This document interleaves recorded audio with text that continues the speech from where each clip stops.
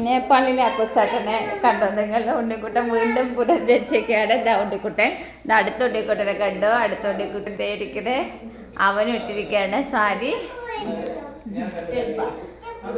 തെറ്റിക്കവർ എടുക്കട്ടെ ഞാന്.